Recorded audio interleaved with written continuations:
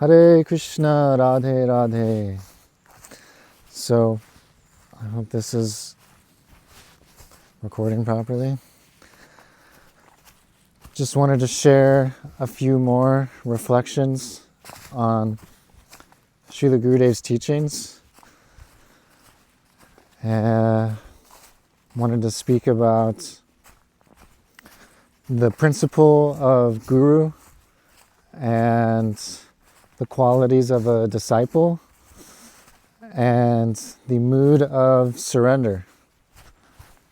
And I will try and repeat the words that I've heard from Srila Gurudev and devotees. So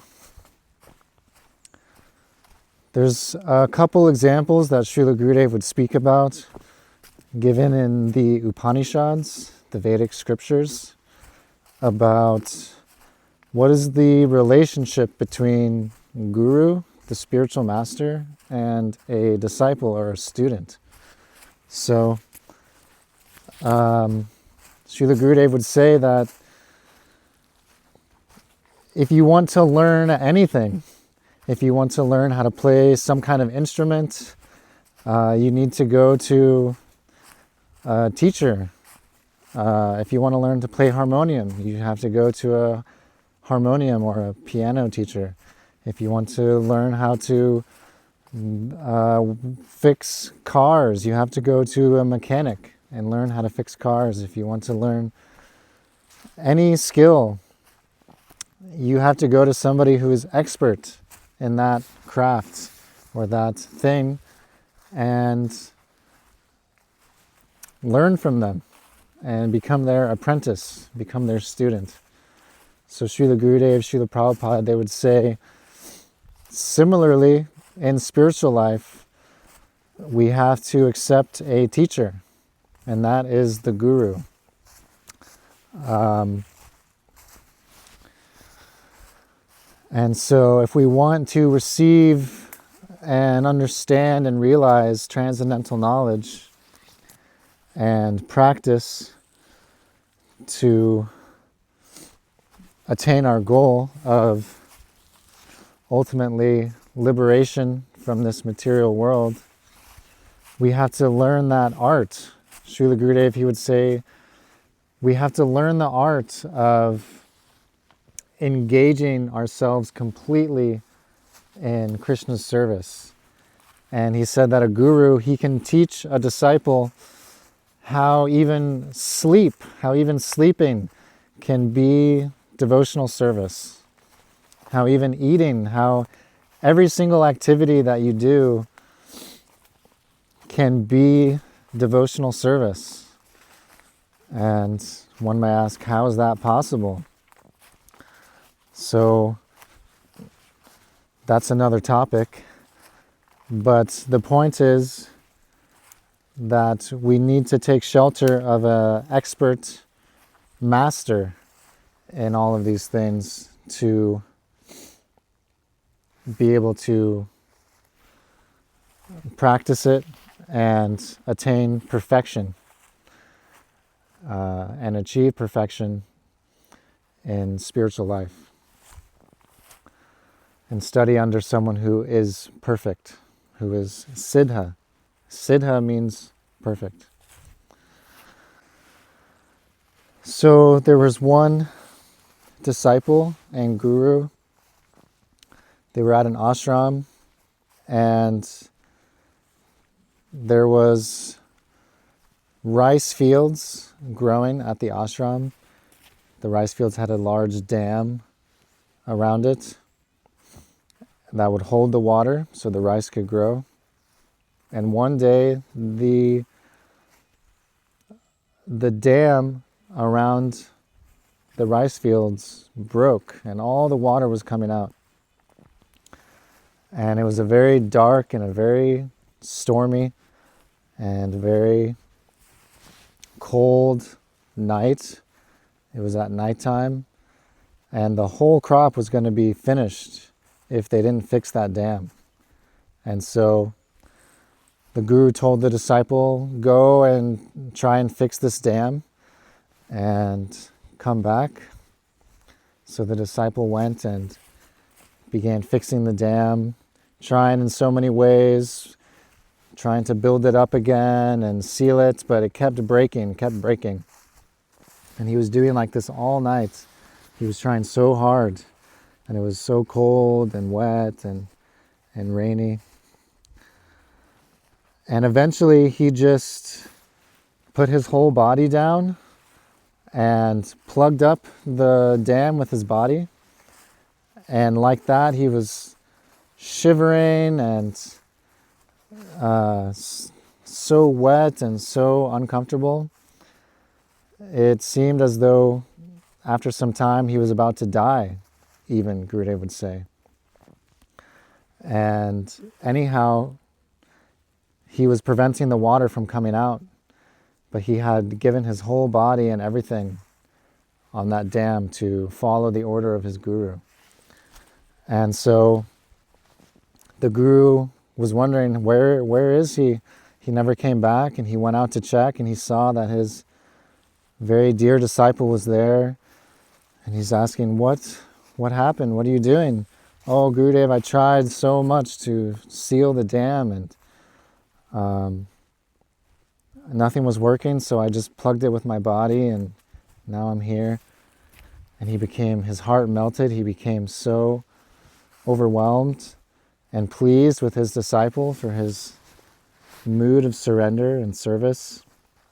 And he blessed him that all transcendental knowledge should come in your heart, and you should realize everything. And so this is one example that Srila Gurudev would give of how we should surrender to our Guru. And there's so many things to say about this. Gurudev would say that there's two Krishnas. There's the enjoyer, the supreme enjoyer, Krishna himself, and then there's the receptacle of love for Krishna. There's the reservoir of love for Krishna and the enjoyer of that love for Krishna. And so Guru, sometimes he's equated to being almost equal to Krishna because of how much love the devotee has for Krishna, and Krishna is controlled by that love. And Krishna says that my mercy is dependent on my devotee's mercy. Krishna says that the devotee is my heart. The devotee only knows me, and I only know my devotee. They've completely captured me in their hearts, and therefore they're completely controlling me. And I'm not independent. Krishna is telling like this in the Srimad Bhagavatam to Durvasa Rishi. And so Srila Gurudev would say that we don't see Krishna. We are told we should surrender to God and surrender to Krishna, but we can't see him. We don't realize him at the moment. He's not here, present. So he said that first we should surrender to Guru and endeavor to do everything for his pleasure. Do everything for the pleasure of Guru. Gurudev would say, every single activity that we perform should be with the intention and the desire that by doing this, I want to please my Guru. How can I please my Guru? How can I please my object of worship? So he said everything should be with that desire, and we should think, how can we please our Guru? And we see also an example of Krishna himself. How did he serve his Guru? Krishna himself, God himself, comes and sets the example for us to follow. And so he accepted a Guru. He went to the school of Sandipani Muni and was engaged in similar menial tasks that a devotee is engaged in the ashram. And it's one day there was the mother of the wife of the guru, the wife of Sandipani Muni, who was like a mother to the devotee, to the disciple, she asked Krishna and his friends there, Sudama, Vipra, Balaram, Prabhu was also there, his brother, that they had run out of firewood. And so now they were sent to the forest, Krishna and Sudama and Balaram. They were sent to the forest to collect firewood for the wife of their guru, Sandipani Muni. And so they went out and they were collecting firewood so that they could do their cooking and do their fire sacrifices and everything like this. And it began to rain, and so much rain came down. Gurudev said that it was like the whole area was flooding. And they couldn't even see, it was so dark and cold and wet again. And they found some kind of shelter. They couldn't find which way to go back because everything was flooded, and they ended up putting the wood on their heads and standing in the cold rain all night, rain coming down on them, and shivering so much and undergoing so much suffering just to please their guru, Sandipani Muni, and the wife of their guru. And finally in the morning, Sandipani Muni was looking, where's Krishna, where's Sudama? And he went, "Oh Krishna, oh Sudama, oh, where are you, where are you?" And they finally found him, and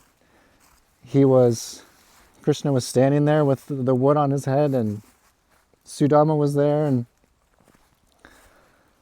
he was asking, what has happened? Why were you here all night? And Krishna was saying, oh, so much rain was coming down and we couldn't see how to get home, and so we had to stand here with this wood on our heads so that it could stay dry and that we could bring it back to you. And again, Sandipani Muni's heart melted, and he became so overwhelmed, and he blessed Krishna, all transcendental knowledge, all 64 arts, all vidya, all knowledge of all the arts should at once manifest in your heart. And of course, this is Krishna himself, he knows everything, but as an example for us how we should surrender to Guru, he's showing this pastime. Completely selfless, completely no consideration for one's own comfort, no consideration for one's own desires or one's own ideas of what they think that they should do. And so Srila Gurudev would say we should surrender like that to Guru. And he would say that people say, oh Gurudev, I'm surrendered to you. But they keep the lock and key with them of their hearts. They don't fully open their hearts. So Srila Gurudev, he said that Krishna has given us he's given us a jewel, and that's the jewel of independence. And every living entity has that independence. We can either surrender to Krishna and serve him with our body, mind, and soul completely, giving him everything, or we can be separate from him and have other desires. And Krishna will reciprocate with how we approach him. Like he says in the Bhagavad Gita, Ye yatha mam prapadyante. However others approach me, I will reciprocate with them. So many people, they ask God, oh God, give me my bread and butter. And then once they receive that, then they leave and they aren't thinking about God or what is pleasing to Him or what He wants. They only want to take from God. And they don't think, right? I think it was John F. Kennedy. One should think not what my country can do for me, but what I can do for my country. So instead of country, we should think, what can I do for God? What does God want? Right? And really, Krishna, God wants our hearts. He wants us. He wants our love. Krishna, that's all He wants. He's hungry for our love. And that pure love where you don't want anything from Him. And if we can fully give our body, our mind, and our soul to Krishna, then He will fully give Himself. He's bound to reciprocate. And that's why Krishna, He doesn't very easily give pure love for Himself. Generally, He'll very easily give material things and so many other things, and then the devotee will go away and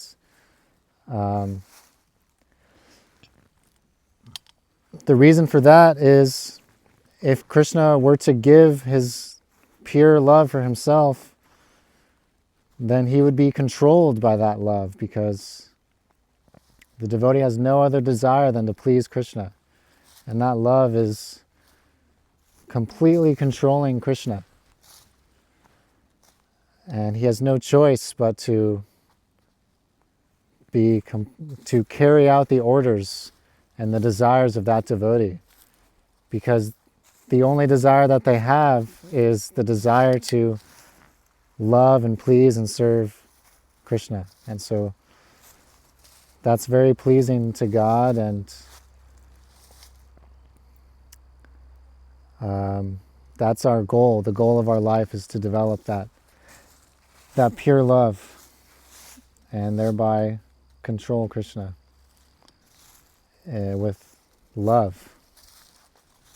And so Gurudev would say that we should not think that even this body doesn't even belong to me. And really that's the proper perspective, because we did not create these bodies. We did not create our soul. We're actually not the owner of any of these things. We are the property of God. We're the property of Krishna. And so the function of our soul and who we are is to serve our Creator, our Master, our Father.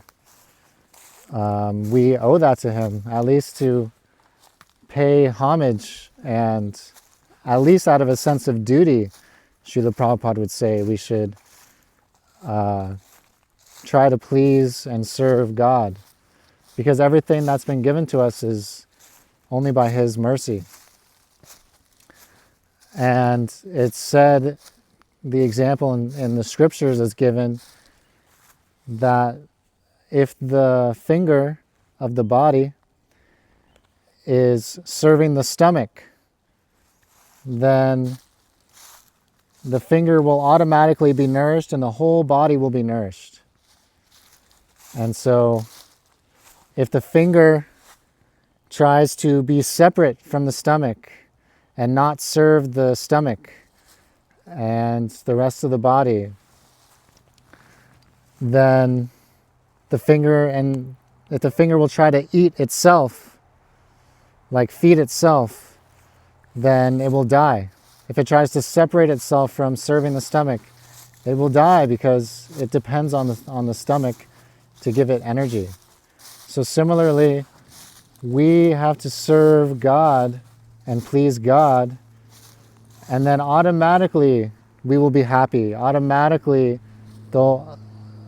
everyone around us and the whole world will be happy. It said, Tasman tushte jagat tushte, that if Krishna is pleased, then Jagat, everyone, the whole world is pleased. And so if you water, again, there's another verse in our scriptures, if you water the root of a tree, then automatically energy is distributed to the whole tree. But if you try and water every leaf and every branch, then the tree will die.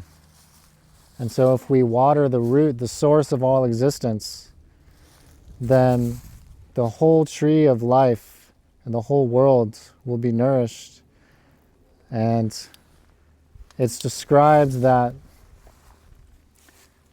if there's a circle and there's the center of the circle and everything is revolving around that center, then everything works very harmoniously and very nice. But if all of a sudden now there's two centers of the circle, or three or four, and there's all these different circumferences around all these different points, and there's all these different circles, then all the edges of those circles start to conflict with each other. And now there's all of a sudden there's disharmony.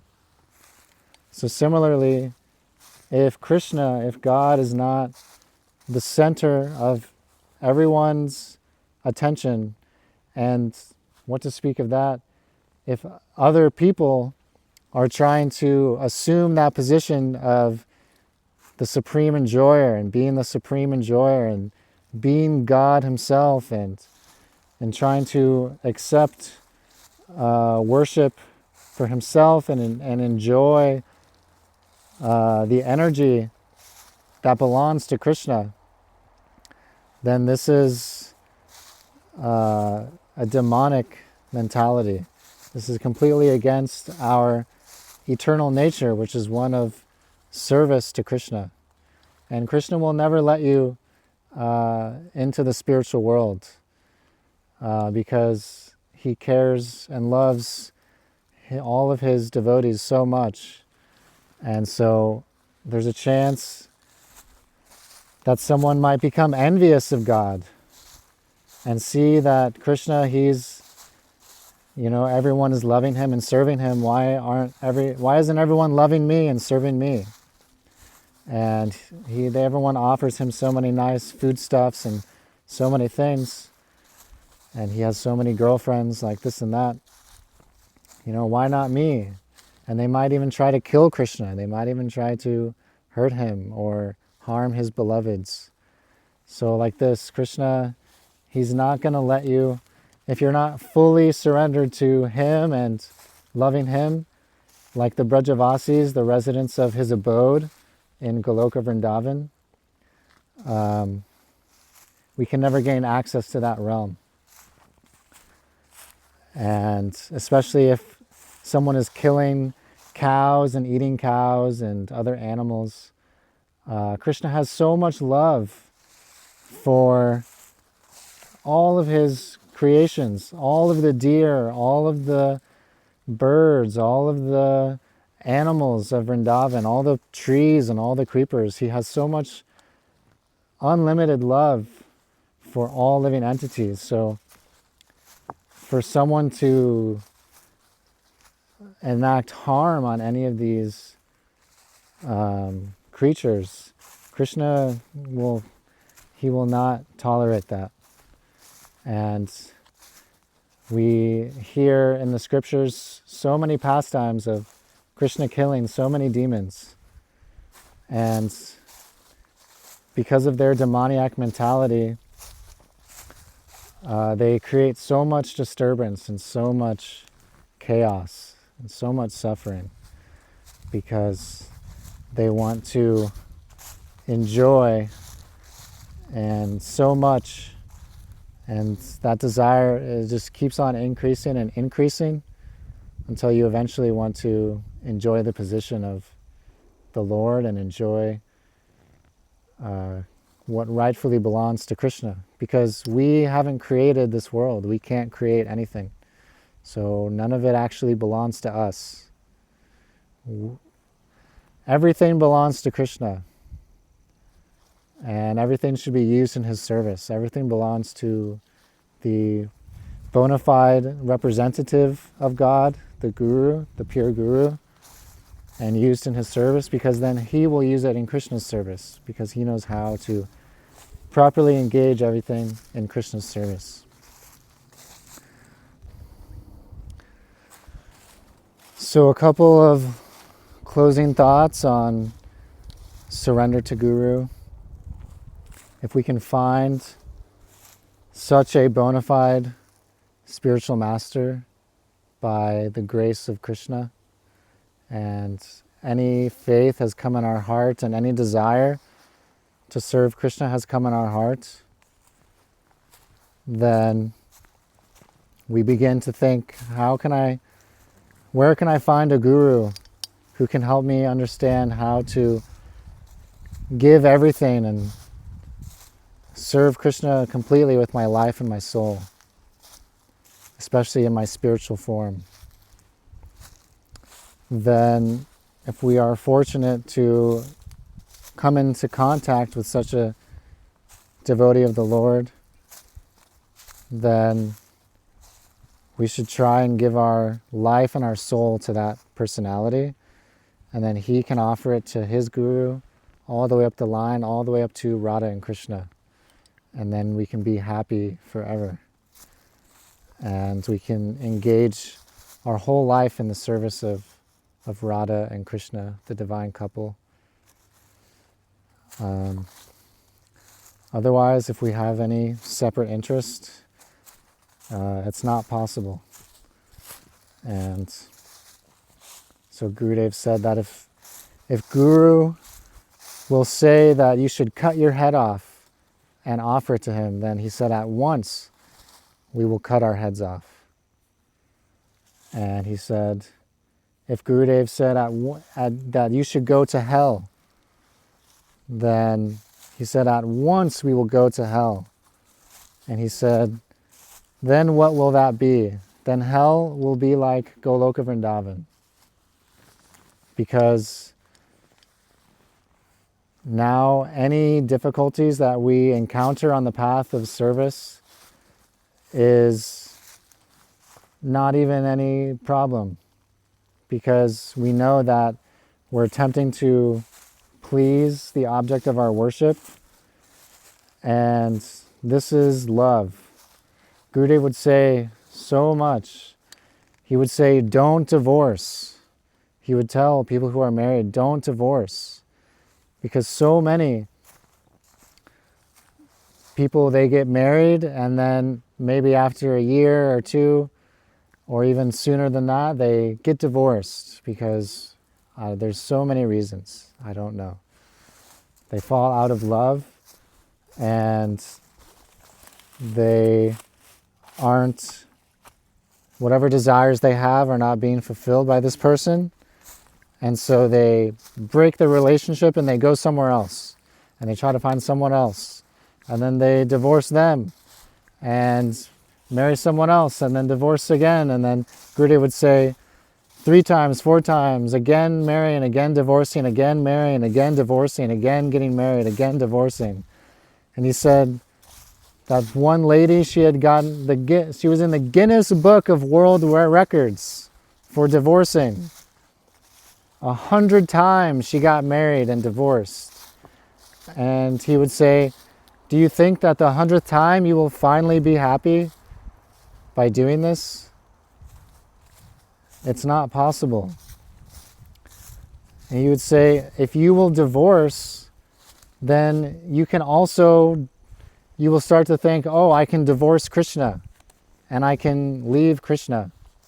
If our own selfish interest is not being fulfilled, then we think, oh, what is this bogus Krishna? Krishna's not giving me what I want. I want to, enjoy in a certain way. And so we think, oh, what is this Krishna? And, then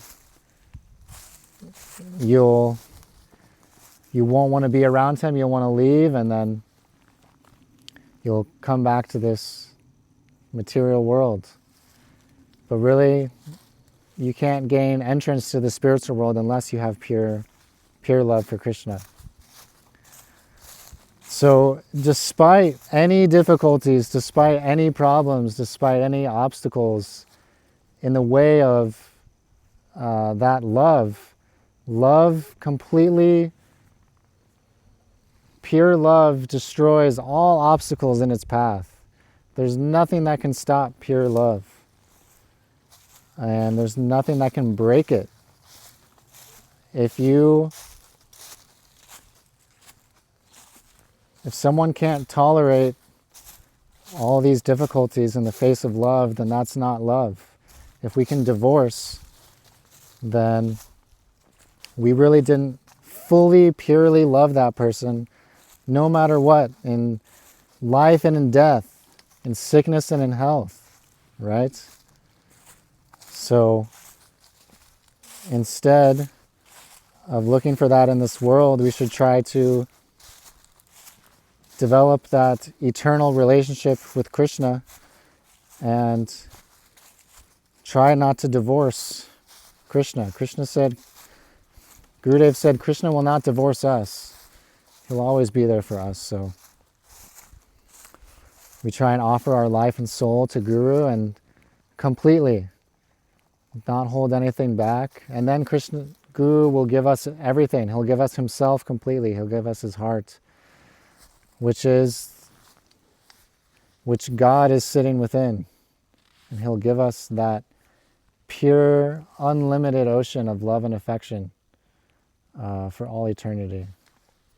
So Gurudev would say that Guru Gata Pran, that we should, our pran, our life, we should put in our hands and offer to Guru, like his Guru did, Bhakti Pragyan Keshav Maharaj. He sacrificed his life when Bhakti Siddhanta was getting attacked and about to die. He saved his life and exchanged clothes with him so that he could escape, and he was willing to die for his Guru. Because without his Guru, what point was there to life anyways? There's no hope without that relationship, without that guidance. And so we have to fully give ourselves. The gopis themselves, Krishna had a headache once, and he wanted the foot. He said, the only thing that will cure this headache is the foot dust of my devotees. And Narada Muni, one great sage, he went to all of Krishna's devotees all over the world, all over the universe, asking for some foot dust, but no one was willing to give it because they all thought that, oh, Krishna, he's the supreme personality of Godhead. Why, if I were to give my foot dust to him, then I would go to hell.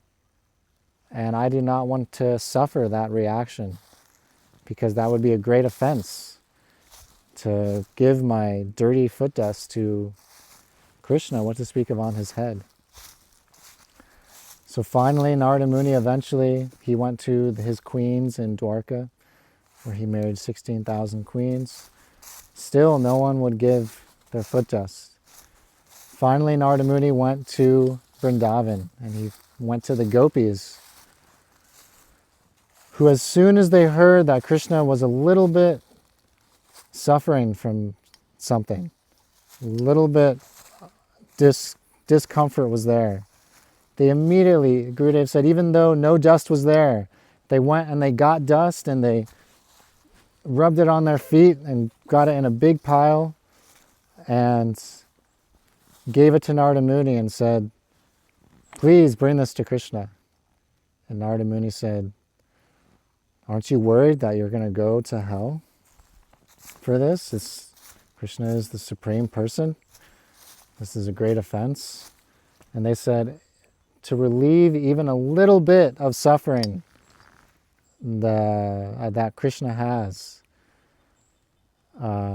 we're ready to go to hell millions and millions and millions of times for the happiness of Krishna. And so this is the topmost example of pure selfless sacrifice and pure selfless love. And then if that love can enter our hearts, there's no problem in this world that will disturb us, that can cause us unhappiness, because